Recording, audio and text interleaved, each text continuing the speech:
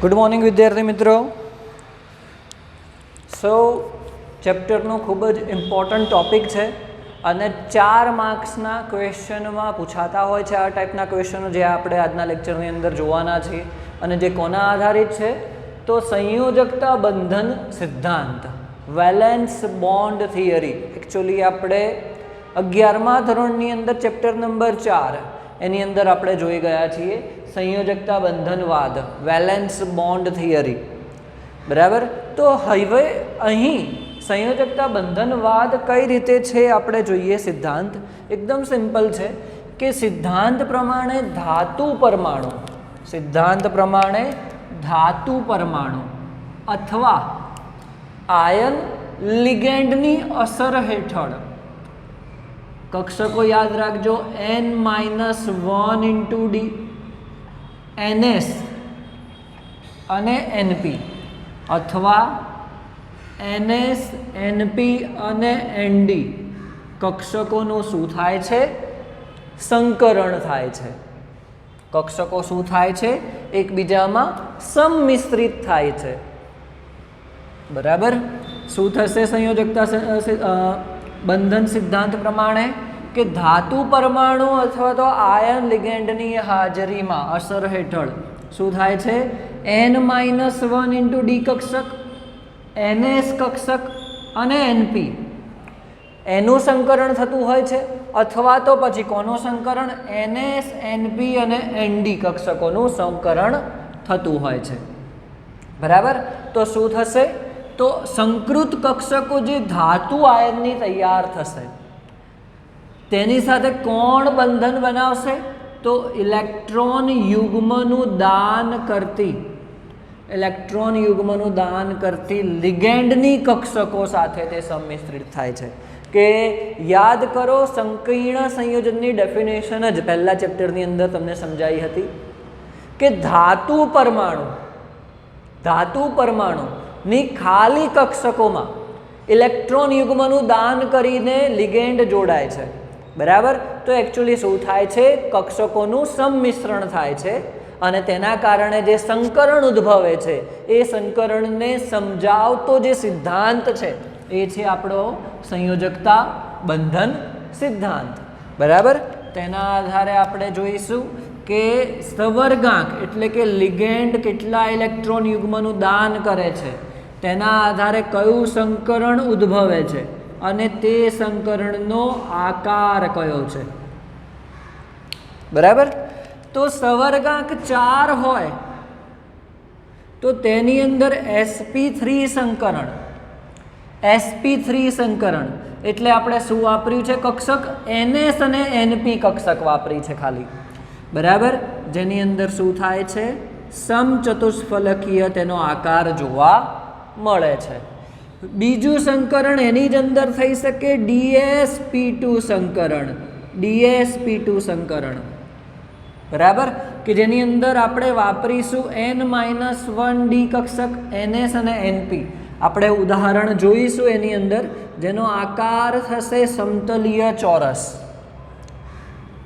5 સવર્ગાંક હોય એમાં sp3d કે જેની અંદર આપણે ns, np અને nd કક્ષક વાપરીશું. બરાબર. એ કક્ષકોનું સંમિશ્રણ થશે. તેનો આકાર થતો હોય છે ત્રિકોણીય દ્વિપિરામિડલ. આકાર પણ એટલો જ ઇમ્પોર્ટન્ટ છે કારણ કે તે MCQમાં પૂછાઈ શકે છે. પછી છે sp3d2 સંકરણ જેનો આકાર થાય છે અષ્ટફલકીય. અને લાસ્ટ છે 6 સવર્ગાંક ધરાવતામાં dsp2 જેનો આકાર થશે અષ્ટફલકીય. બરાબર. અષ્ટફલકીય જ આકાર થાય છે. ઓકે. તો જનરલી 4 સવર્ગાંક, 5 સવર્ગાંક અને 6 સવર્ગાંક ધરાવતા સંયોજનો આપણે જોઈશું. અને એક્ઝામની અંદર ઘણી વખત આ રીતના એક્ઝામ્પલ પૂછાયા છે કે આ સંકરણ ધરાવતું સંયોજન તમને આપેલું હોય તેને સંયોજકતા બંધન સિદ્ધાંતના આધારે સમજાવો. આપણે ક્વેશ્ચન જોઈશું. બરાબર. હવે એક નવી વસ્તુ શીખવાની છે કે જેના આધારે આપણે નક્કી કરીશું કે sp3 થશે કે DsP2 થશે? sp3d2 થશે કે d2sp3 થશે? કેમ કે અહીંયા જોવા જેવું છે કે 4 સવર્ગાંક છે, તો 4 સવર્ગાંકમાં sp3 સંકરણ પણ છે, dsp2 સંકરણ પણ છે. 6 સવર્ગાંક ધરાવતા સંયોજનોમાં sp3d2 સંકરણ પણ છે, d2sp3 સંકરણ પણ છે. તો હવે ક્યારે sp3 થશે, ક્યારે dsp2 થશે, ક્યારે sp3d2 થશે, d2sp3 થશે? આ જે સંકરણનો જે પ્રકાર છે એ લિગેન્ડના આધારે નક્કી થશે. કોના આધારે? લિગેન્ડના આધારે નક્કી થશે. બરાબર. તો આપણે અહીં જોઈએ એક ખૂબ જ ઇમ્પોર્ટન્ટ લાઈન હું લખવા જઈ રહ્યો છું કે આપણે એકચ્યુઅલી આ ચેપ્ટરની અંદર એ થિયરી તો કાઢી નાખી છે, પણ એ થિયરીનો જ આપણે ઉપયોગ કરીને અહીંયા હું તમને સમજાવું છું કે જ્યારે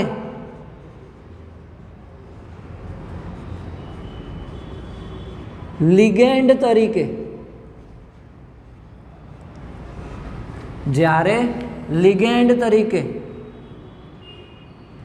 CN માઇનસ આપેલું હોય, કાર્બોનિલ CO આપેલું હોય, NH3 એમોનિયા આપેલું હોય, EN ઇથેન 1,2 ડાયએમાઇન આપેલું હોય, આપેલા હોય,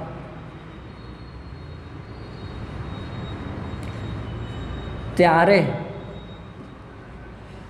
લિગેન્ડ ની અસર હેઠળ ધાતુ પરમાણુ અથવા તો એવું કહી શકાય ધાતુ આયન ની કક્ષકો ના ઇલેક્ટ્રોનનું અથવા તો ઇલેક્ટ્રોનનું શું થાય છે? યુગ્મીકરણ થાય છે. યુગ્મીકરણ.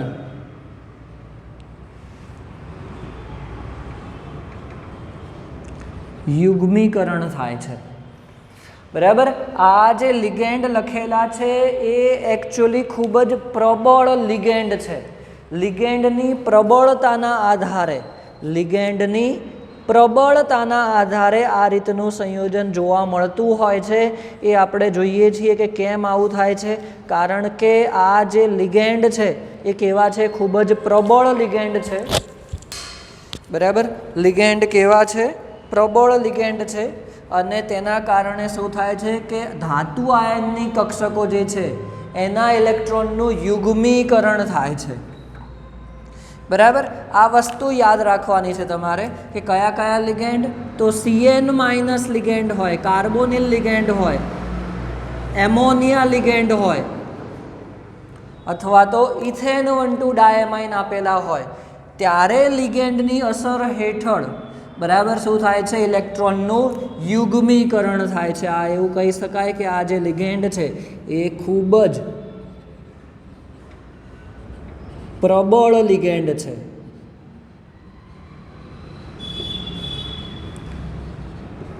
ખૂબ જ પ્રબળ લિગેન્ડ છે, સ્ટ્રોંગ લિગેન્ડ છે એવું કહી શકાય કે સ્ટ્રોંગ લિગેન્ડની હાજરીમાં શું થશે? ઇલેક્ટ્રોનનું યુગ્મીકરણ થઈ જશે. એ આપણે એક એક્ઝામ્પલ દ્વારા જ અહીંયા આપણે સમજીએ. બરાબર. અને આ ઇલેક્ટ્રોનના યુગ્મીકરણના કારણે જ સવર્ગાંક 4 ધરાવતા સંયોજનોમાં 2 પ્રકારનું સંકરણ ઉદ્ભવે છે, 6 ધરાવતા સંયોજનોમાં 2 પ્રકારનું સંકરણ ઉદ્ભવે છે. એ આપણે એક્ઝામ્પલ જોઈએ એનું. અને એમાં આપણે સૌ પ્રથમ એક્ઝામ્પલ જોઈએ છીએ CONH3 6 ટાઈમ +3. ક્વેશ્ચન આવો પૂછાય છે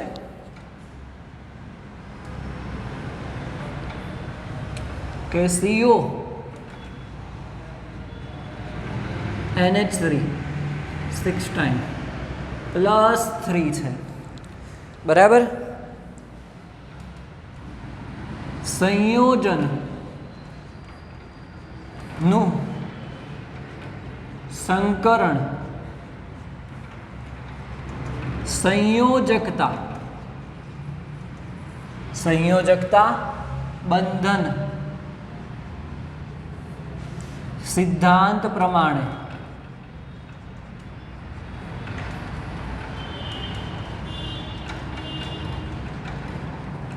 समझाओ। बराबर। संयोजन तमने शू लखीने आप्युं छे? CONH3 6 टाइम +3 કે જેમાં લિગેન્ડ તરીકે કોણ છે? એમોનિયા છે। તમને હમણાં જ કીધું એમોનિયા લિગેન્ડ કેવો છે? પ્રબળ લિગેન્ડ છે। પ્રબળ લિગેન્ડ હોવાથી જે ધાતુ છે તેની કક્ષકોનું શું થશે? તેમાં રહેલા ઇલેક્ટ્રોનનું યુગ્મીકરણ થઈ શકે, એ આપણે જોઈએ એની અંદર। પણ સૌથી પહેલાં આપણે જવાબ લખવાની શરૂઆત કરીએ એની અંદર જોઈએ કે પહેલું સ્ટેપ તમારે શું આવશે? તો તમે સંયોજન લખો। પહેલું સ્ટેપ તમે સંયોજન લખો એ CO NH3 6 टाइम +3 છે, બરાબર। જેમાં આપણે લખીએ કોબાલ્ટ એ શું છે? ધાતુ આયન છે। કોબાલ્ટ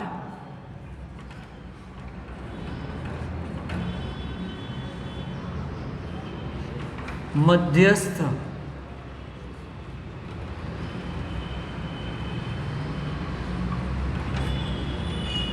धातु आयन है,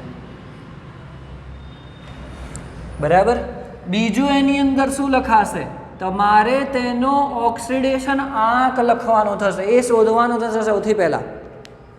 तो चलो NH3 छे ए तो तटस्थ लिगेंड छे, एनो ऑक्सिडेशन आंक तो 0 छे, तो आखा संयोजननो +3 छे। एनो मतलब शू थयो के कोबाल्ट +3 वीज भार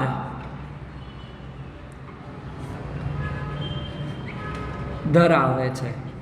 शुं थाय छे? +3 वीज भार धरावे छे। आ तमारुं पहलुं स्टेप थशे के तमारे सौथी पहेला शुं करवानुं थशे के तेनो ऑक्सिडेशन आंक नक्की करवानो थशे। शुं थशे? ऑक्सिडेशन आंक सौ प्रथम तमारे नक्की करवानो थशे। ओके।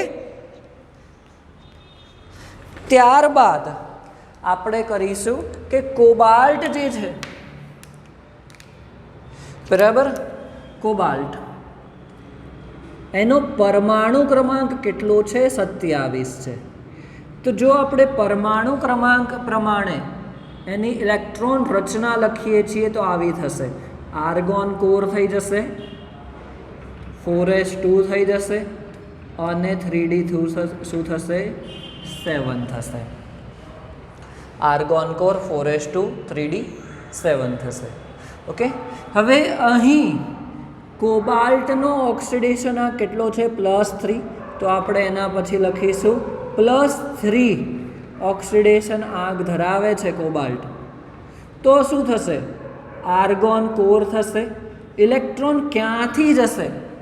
તમને સમજાવેલું છે પહેલાં પણ કે બાહ્યતમ કક્ષામાંથી ઇલેક્ટ્રોન જાય, એટલે કે જે સૌથી છેલ્લો મુખ્ય ક્વોન્ટમાક નંબર હોય, જે અહીંયા શું છે? તો 4s છે, બરાબર। n બરાબર 4 છે, તો એમાંથી ઇલેક્ટ્રોન પહેલાં જશે। કેટલા ઇલેક્ટ્રોન કાઢવાના છે? તો 3 ઇલેક્ટ્રોન કાઢવાના છે। ચલો, તો 4s માંથી તો 2 જતા રહેશે, તો 4s કક્ષક તો શું થઈ જશે? 0 થઈ જશે। હજી એક ઇલેક્ટ્રોન જશે ક્યાંથી? 3d માંથી, તો 3d 6 થઈ જશે અને શું કહી શકાય? 4s 0 થઈ જશે, બરાબર। જો અહીંયા સિદ્ધાંત પ્રમાણે ધાતુ પરમાણુ આયન અને લિગેન્ડ વચ્ચે આ પ્રકારનું સંકરણ n-1d ns, એટલે જો n બરાબર આપણે 4 લઈએ તો n-1 શું થઈ જશે? 3 થઈ જશે ડી કક્ષક। તો એના પછી શું આવશે? NP। એટલે અહીંયા 4p કક્ષકનો પણ ઉપયોગ થશે, એ આપણે જોઈએ આગળ। અહીંયા શું છે? 4p 0 છે। આ વસ્તુ તમને ખબર પડવી જોઈએ। સૌથી પહેલાં આપણે શું કર્યું કે કોબાલ્ટની અંદર, બરાબર, કોબાલ્ટની અંદર ઇલેક્ટ્રોન રચના લખી, CO+3 લખ્યું. હવે આપણે અહીંયા બતાવીશું કે NH3 પ્રબળ લિગેન્ડ હોવાથી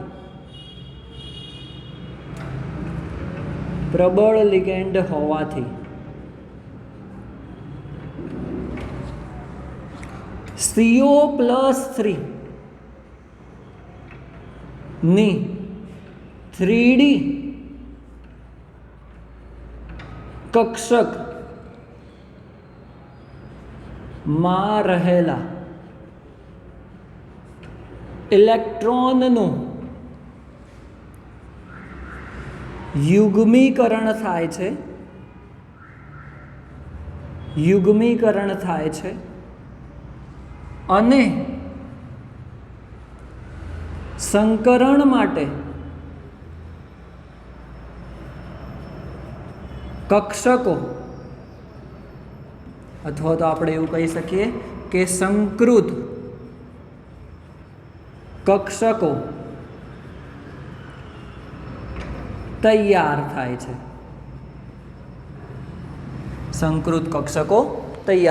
છે. તો અહીંયા હું યુગ્મીકરણ બતાવું છું. એને આપણે આ રીતે લખીશું કે CO+3 છે, 27 તેનો પરમાણુ ક્રમાંક છે. આર્ગોન તો આપણે બતાવીશું જ, બરાબર. હવે અહીં હું બતાવું છું 3D કક્ષક.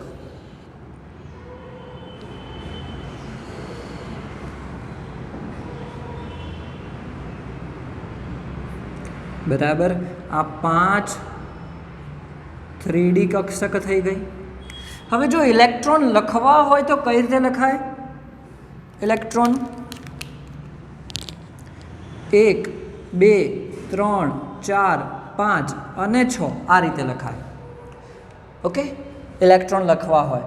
પરંતુ અહીંયા શું કીધું છે કે NH3 પ્રબળ લિગેન્ડ છે, તેના કારણે ઇલેક્ટ્રોનનું યુગ્મીકરણ થાય છે. એટલે કે જે અહીંયા જે ઇલેક્ટ્રોન છે જે એકલો છે એનું યુગ્મીકરણ થઈને શું થયું? ઇલેક્ટ્રોન જે એકલો હતો એની સાથે ગોઠવાઈ ગયો. અહીંયા પણ શું થશે?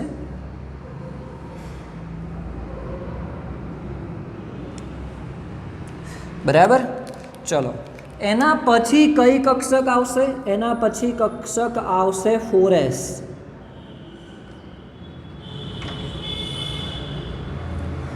4s પછી કઈ કક્ષક આવશે? 4p કક્ષક.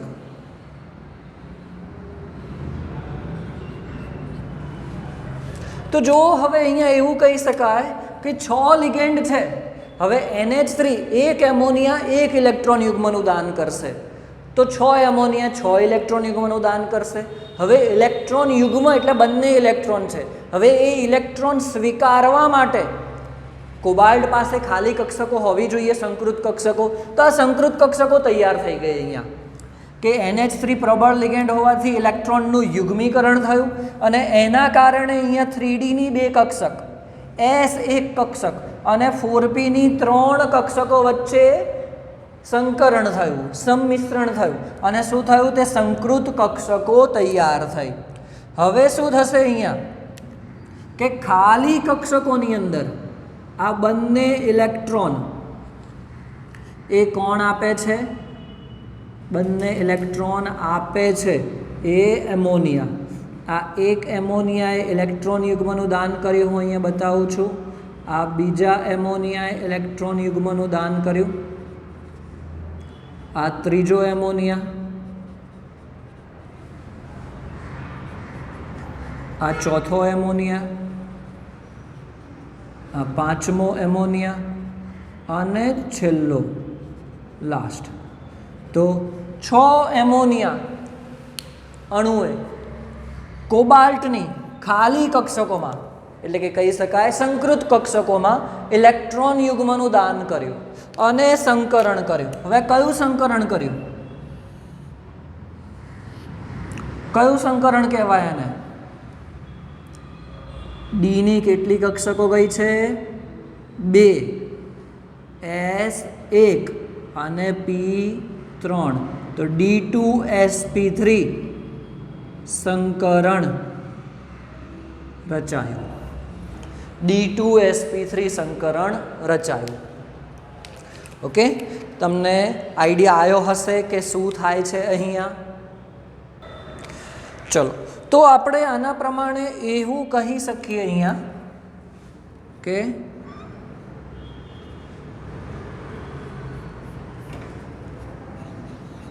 છ NH3 કોબાલ્ટ +3 ખાલી કક્ષકોમાં ઇલેક્ટ્રોન યુગ્મનું દાન કરીને D2sp3 સંકરણ રચે છે, જેનો આકાર અષ્ટફલકીય છે.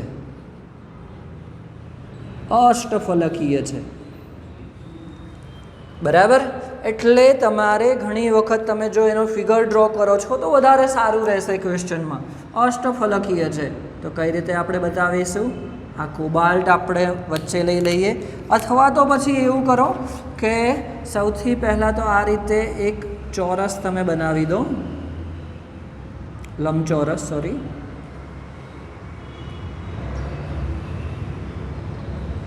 બરાબર. ઉપર એક પિરામિડ બનાવો,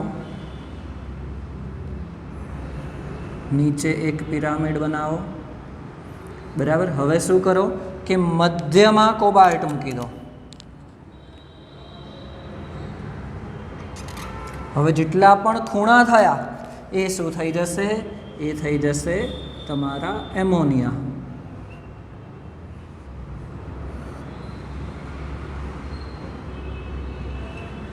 ઓકે, તો આ એક એમોનિયા અણુ, આ બીજો એમોનિયા, આ થર્ડ,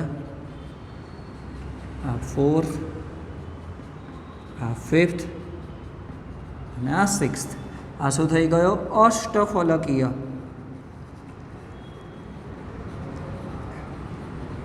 આકાર. અષ્ટફલકીય આકાર. બરાબર. બીજું આપણે આગળ જોઈએ એની અંદર ખૂબ જ ઇમ્પોર્ટન્ટ કે હવે ચુંબકીય ગુણધર્મ શું હશે તેનો?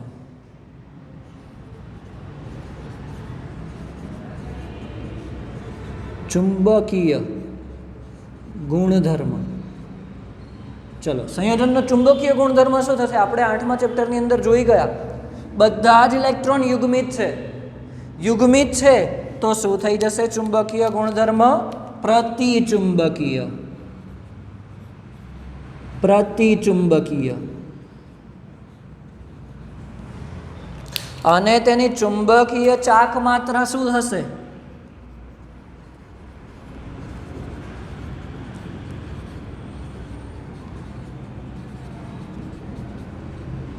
એક પણ ઇલેક્ટ્રોન અયુગ્મિત નથી તો ચુંબકીય ચાક માત્રાનું મૂલ્ય શું થઈ જશે? 0 થઈ જશે.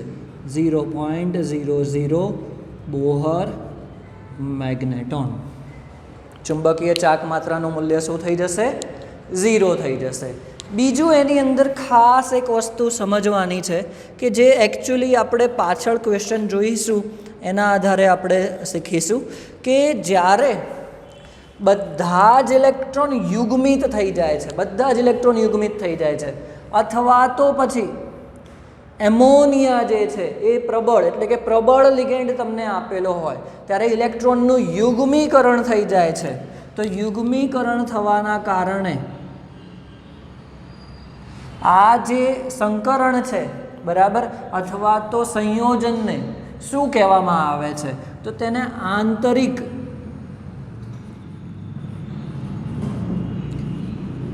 સંકરણ અથવા તો પછી બીજો શબ્દ છે તેનું નીચું ભ્રમણ. શબ્દ યાદ રાખજો, નીચું ભ્રમણ. બરાબર. નીચું ભ્રમણ ક્યારે જોવા મળે છે? તો જ્યારે ઇલેક્ટ્રોનનું યુગ્મીકરણ થઈ જાય છે. શું થાય છે? ઇલેક્ટ્રોનનું યુગ્મીકરણ થઈ જાય છે, બરાબર.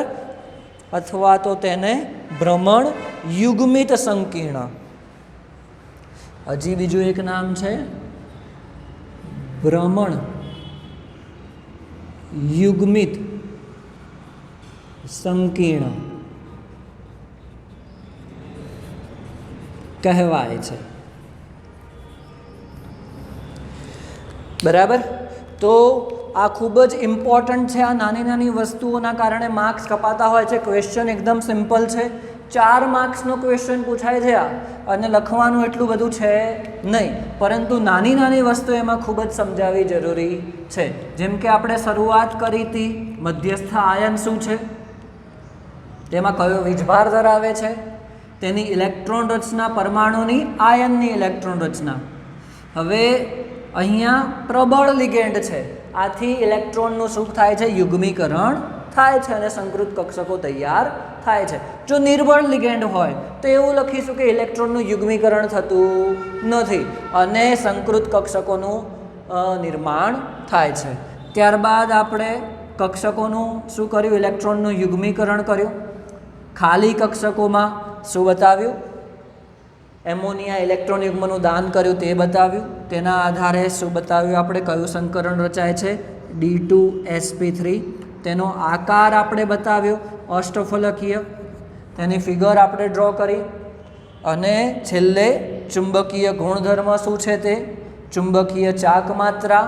અને આપણે શીખીશું કે અહીં જ્યારે ઇલેક્ટ્રોનનું યુગ્મીકરણ થતું હોય એ વખતે તમારે તેને નીચું ભ્રમણ અથવા તો ભ્રમણ યુગ્મિત સંકીર્ણ કહેવામાં આવે છે. તો ઇલેક્ટ્રોનનું યુગ્મીકરણ નહીં થતું હોય એ વખતે તમારે ઊંચું ભ્રમણ લખવાનું રહેશે. આવું કેમ લખવાનું થાય છે આપણે આગળ એક થિયરી છે તેની અંદર આપણે ભણીશું. પણ તમારે યાદ રાખવાનું છે કે જ્યારે ઇલેક્ટ્રોનનું યુગ્મીકરણ થતું હોય, નીચું ભ્રમણ એટલે કે તમે જોઈ શકો છો. ચલો આપણે એનો જવાબ તમને થોડો ઇઝીલી હું તમને સમજાવી દઉં કે અહીં ઇલેક્ટ્રોનનું જો યુગ્મીકરણ થઈ ગયું તો ઇલેક્ટ્રોન એનો સ્પિન ક્વોન્ટમ આંક એકનો +1/2 થયો, બીજાનો -1/2 થયો, તો આન્સર શું થઈ ગયો? 0 થઈ ગયો. આખા કક્ષકો જેટલી પણ કક્ષકો છે એનો દરેકનો આન્સર શું આવશે? 0 થઈ જશે. તો એને શું કહીશું આપણે? નીચું ભ્રમણ કહીશું, બરાબર. જો અહીં અયુગ્મિત કક્ષકો હોત, અયુગ્મિત ઇલેક્ટ્રોન હોત, તો તેનો સ્પિન ક્વોન્ટમ આંકનો જવાબ, તેનું ભ્રમણ શું આવે? ભ્રમણનો જવાબ ધન આવે. ધન આવે તો આપણે એને કહેત ઊંચું ભ્રમણ, બરાબર. તો ટોપિક અહીંયા તમારો આ એક ક્વેશ્ચન પૂરો થાય છે. 4 માર્ક્સનો ક્વેશ્ચન છે. નેક્સ્ટ લેક્ચરની અંદર આપણે આવા જ બીજા 3 એક્ઝામ્પલ જોઈશું. અને એક બોર્ડ એક્ઝામમાં પૂછાતા ક્વેશ્ચનોમાં એવું છે કે 99% ટેક્સ્ટબુકની અંદર જે તમને એક્ઝામ્પલ આપેલા છે એમાંથી જ 4 માર્ક્સનો ક્વેશ્ચન પૂછાય છે. એટલે એની અંદર તો તમારી ભૂલ થવી જોઈએ જ નહીં, બરાબર. તો આજના લેક્ચરમાં આપણે એટલે સુધી રાખીએ છીએ. નેક્સ્ટ આપણે બીજા આના જેવા એક્ઝામ્પલ જોઈશું.